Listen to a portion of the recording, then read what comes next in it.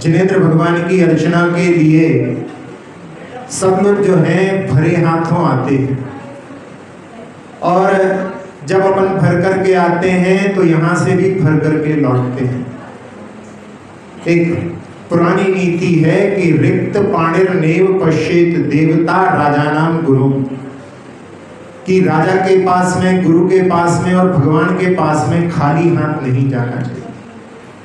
तो जब सूतक पातक नहीं होता, रात्रि नहीं होती, तो अपने लिए द्रव्य अपने हाथ में लेकर के आना चाहिए।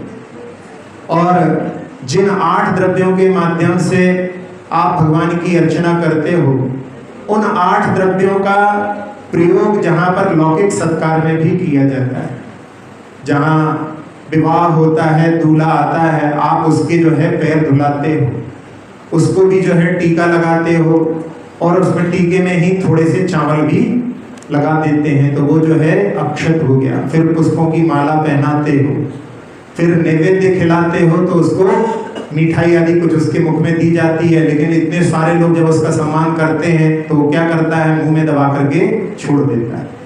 तो हमने बचपन में देखा था कि एक बार जो है मिठाई गिरा रहा था, तो पीछे से आवाज आई कि पता से खिलाओ, तो गिराएगा भी तो ज्यादा नुकसान नहीं होगा। तो ये एक नैवेद्य खिलाने का जो है प्रतीक रहता है वहां पे। फिर इसके बाद में दीपक से आरती उतारते हो आप, और सुगंधि के लिए इत्र लगाया जाता है, या वातावरण जो है वहां का अच्छा बनाया जाता है, वो धूप का प्रतीक, क्योंकि धूप जो है सुगंधि करती है। और इसके बाद में आप श्रीफल आदि उसको फल देते हो। तो ये 8 द्रव्यों का लौकिक विनय में भी इनका प्रयोग हमेशा से होता है। इसलिए ऐसी धारणा नहीं बनानी चाहिए कि पहले जो है पूजा नहीं होती थी, अब अपन लोग पूजा करने लगे। लेकिन आप लोगों को सुनकर के आश्चर्य होगा कि जैन दर्शन ने ही प्रतिमा विज्ञान और पूजा की पद्धति पूरे संसार को दी। और एक दयानंद सरस्वती जो आर्य समाज के संस्थापक हुए हैं, उन्होंने लिखा कि हमारे यहाँ वैदिक संस्कृति में पूजा नहीं होती, ना प्रतिमा होती है, दोनों चीजें जो हैं जैन दर्शन से हमारे यहाँ आई है। और उन्होंने लिखा उसमें कि उस समय में जो वहां पर कि गिरनार में जो पर्वत के ऊपर 5वीं पहाड़ी के पहले जहाँ जहाँ चरण है उसके पीछे प्रतिमा थी। काल के साथ में जो है लोगों ने उसको परिवर्तित कर दिया। वो कहते थे कि वो सबसे पहली प्रतिमा जो है जैन लोगों की सबसे प्राचीन। तो ये जो है प्रतिमा विज्ञान और साथ साथ में उनकी आराधना की जो पद्धति है, एक चरण जो है जहाँ पर मानसरोवर है, कैलाश पर्वत है, वहां पर एक गुफा है, यंगटा गुफा, उसमें चरण है वहां पर, और वहां के जो लोकल लोग हैं उनको आदि बाबा के चरण बोलते हैं। और उसमें 2 चरण थे वहां पर। एक चरण को चाइना ने अपने जहां उनकी बीजिंग राजधानी है वहां पर शिफ्ट कर दिया, और उनमें भी अभी भी वहां पर 8 द्रव्यों से वहां पर उनकी आराधना होती है। तो ये 8 द्रव्यों से आराधना अर्वाचीन नहीं प्राचीन है, बल्कि अपने यहाँ पर आचार्य कुंद स्वामी ने जितनी भी भक्तियां लिखी हैं उनमें सब में दिव्येण गंधेण दिव्येण थुफेण दिव्येण चुन्नेण दिव्येण दीवेण दिव्येण धूवेण दिव्येण वासेण, ये सब जो है दिव्य, इन 8 द्रव्यों के माध्यम से देव जो है सतत भगवान की अर्चना करते हैं। तो 8 द्रव्यों को आप लोग जहाँ भगवान के चरणों में अर्पित करते हैं, और साथ ही साथ में उनमें जो भावनाएं हैं वो अपने लिए जहाँ पूजा में मन लगाने के लिए आधार है। श्रावक का मन बहुत चंचल होता है, 1 मिनट में ही कहीं से कहीं पहुंच जाता है। इसलिए भगवान की पूजा करते करते समय कहीं मन कहीं से कहीं चला जाए तो लौट करके वापस आओ, वो द्रव्य को उठाओ, भगवान के चरणों में चढ़ाओ, तो फिर वापस लौट करके आओ।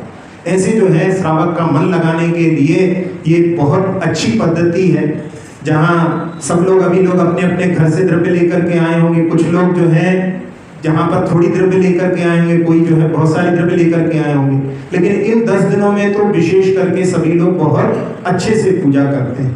तो आप सभी लोग जो है इन 10 दिनों के लिए द्रव्य की क्या व्यवस्था करते हैं? सब अपने अपने घर से लाते हैं, यहाँ भी तैयारी है। तो उसमें जो है इन 10 दिनों में कोई किसी के लिए वहां पर जो है ऐसा सोचना नहीं पड़ेगा यार इतनी सी जो है पदाम है, इतना सा जो है, ऐसी जो है व्यवस्था होनी चाहिए कि इन 10 दिनों में तो भर करके जो है अपने लिए भगवान की आराधना करना है।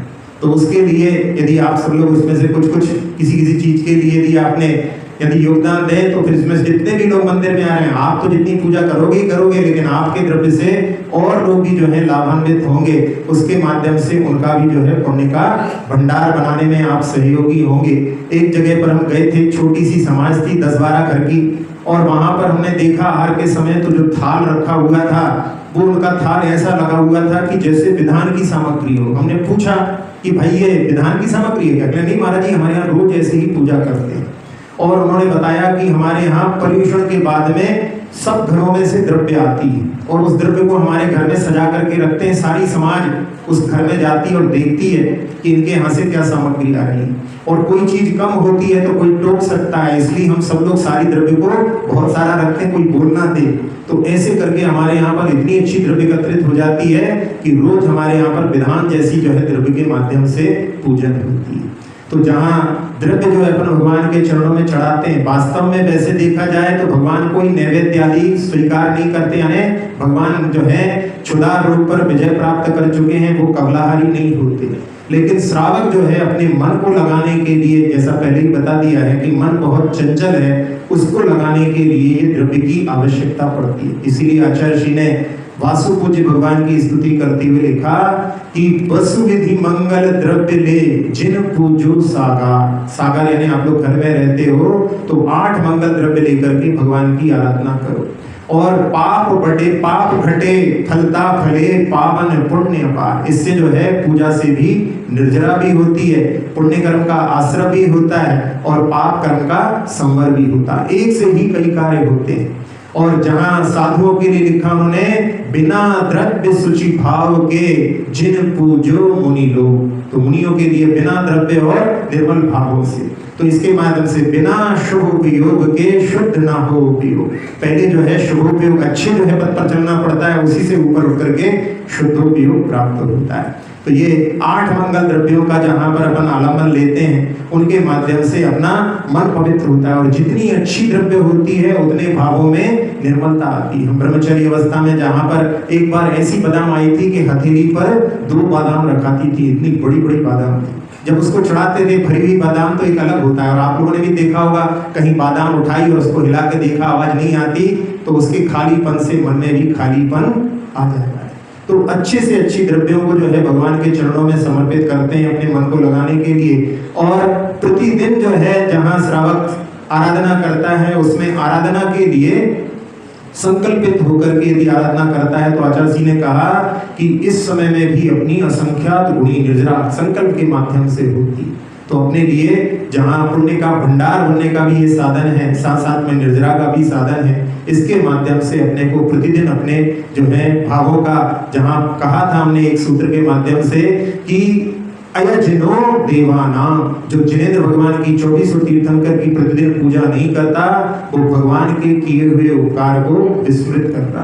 अपन सब लोगों के आगे जहां आप लोग जैन लिखते हो तो उसमें वो जैन जो है कौन होता है? जिनस्य उपासका इति जैनः, वो जिनेंद्र भगवान का उपासक होता है। तो भक्त जो है भगवान की आराधना के बिना रह नहीं सकता, प्रातः काल में जो है उठ करके भगवान की आराधना को अवश्य आता है। तो आप लोग यदि चाहें तो उसके लिए जो है यहाँ पर अपने अपने कुछ कंट्रीब्यूशन जिसमें दे करके सब लोगों के लिए भी वहाँ पर जो है सहयोग प्रदान कर सकते हैं। और अभी जो है 10 दिनों में कुछ युवा वर्ग भी आता है, उन युवा वर्ग को आगे बढ़ाने के लिए अपने लिए थोड़ा प्रयास करना चाहिए। जहाँ पर जैसे जो शांति धारा में नाम आदि बोले जाते हैं, युवा वर्गों को भी जो है पढ़ने के लिए दें, जिससे कि वो भी नई पीढ़ी जो है इसमें थोड़ा आगे बढ़े। इस प्रकार से उनका भी जो है अपने लिए सहयोग दे करके उनको आगे बढ़ा करके उनको जो है शांति धारा में जितने भी जो है लोगों ने नाम लिखा है, लेकिन कोई युवा वर्ग जिसने नाम नहीं लिखाया है उसको भी ठीक है तुम भी जो है इसमें शामिल हो, इस प्रकार से उनको प्रोत्साहन देने का कार्य करना चाहिए। सब लोग जो है इन 10 धर्मों को बहुत उत्साह और आनंद के साथ में, और सबके जो लोग भी इस 28 दीप में जहाँ पर इन पर्यूषण में उपवास आदि की साधना कर रहे हैं, सबकी जो है साधना बहुत अच्छी तरह से संपन्न हो, ऐसी जो है अपन सब लोगों के प्रति सद्भावना व्यक्त करते हुए जावाणी के ज्ञान ते सुझे लोकालोक सुवाणी मस्तक धरो सदा देत हो हे जिनवाणी भारती तो है जपो दिन रहे जो तेरी शरणा गए सो पावे सुख चैन देव बजो अरहंत को गुरु सेवा निर्गन दया धर्म पालो सदा यही मोक्ष का